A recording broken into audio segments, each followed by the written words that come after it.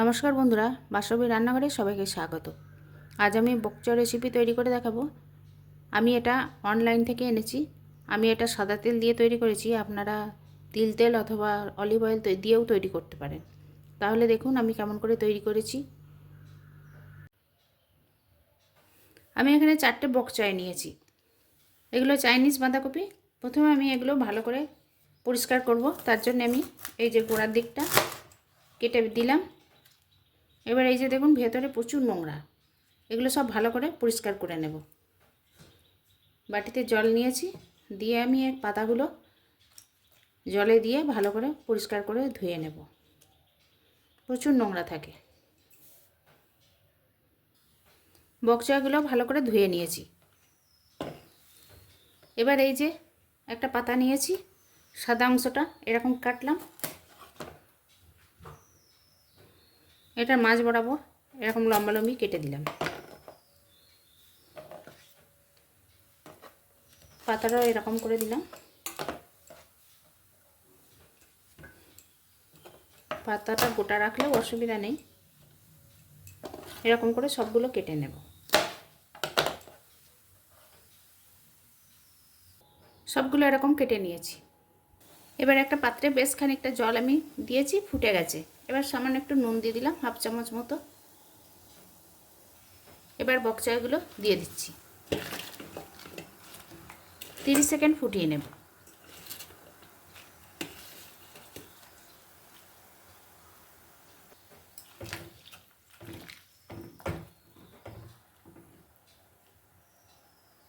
তিরিশ সেকেন্ড হয়ে গেছে।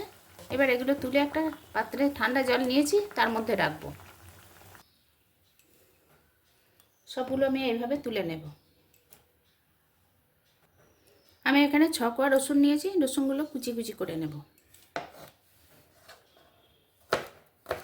এরকম করে কুচিয়ে নেব।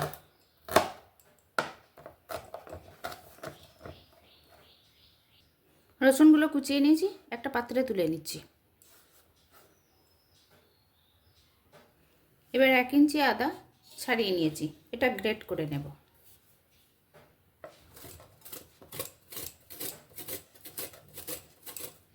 এরকম করে পুরোটা করে নেব, গ্রেট করে নেব।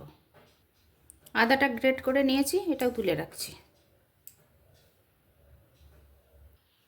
আমি কয়েকটা পেঁয়াজ কলিয়ে নিয়েছি, এগুলো ছোট ছোট করে কুচিয়ে নেব।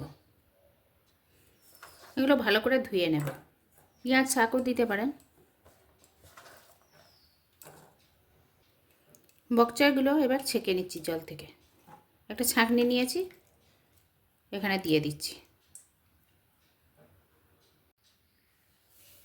এবার একটা পাত্রে আমি 2 চামচ মতো সাদা তিল নিয়েছি, এটা ড্রাই রোস্ট করে নেব। গ্যাসের ফ্লেমটা কমিয়ে দিয়েছি, দিয়ে আস্তে আস্তে করে রোস্ট করে নেব। রোস্ট হয়ে গেছে। এবার আমি একটা পাত্রে তুলে নিচ্ছি। এবার একটা পাত্রে আমি 1 চামচ সাদা তেল দিয়েছি। তেলটা গরম হয়ে গেছে। এখানে আমি একটু চিলি ফ্লেক্স দিয়ে দিলাম, রসুন কুচি, আদা কুচিটাও দিয়ে দিলাম।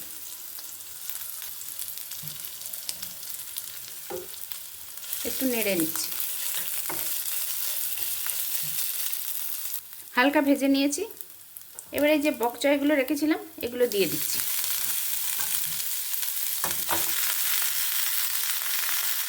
পেঁয়াজ কলিগুলোও দিয়ে দিচ্ছি। একটু নেড়ে নিচ্ছি।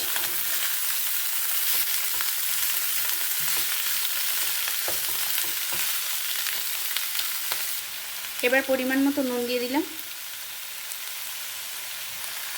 1 চামচ সয়া সস, একটু ব্রাউন সুগার দিয়ে দিলাম। ব্রাউন সুগার না থাকলে এমনি সুগার দেবেন, সাদা যে চিনি ওই দিয়ে দেবেন। এবার ভালো করে সব নাড়বো।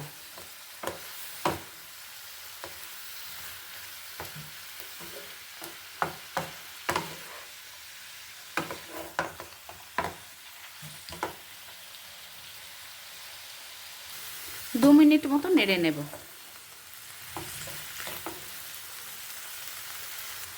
2 মিনিট নেড়ে নিয়েছি। এবার এই যে রোস্ট করে রাখা তিল এটা মিশিয়ে দিচ্ছি। ভালো করে মিশিয়ে দিচ্ছি।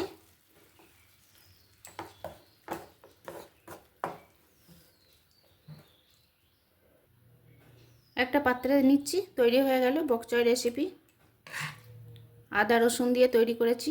আশা করি আপনাদের ভালো লাগবে। যদি ভালো লাগে বন্ধুরা, তাহলে সবাই আমার পাশে থাকবেন, কমেন্ট করবেন, কেমন হয়েছে বলবেন।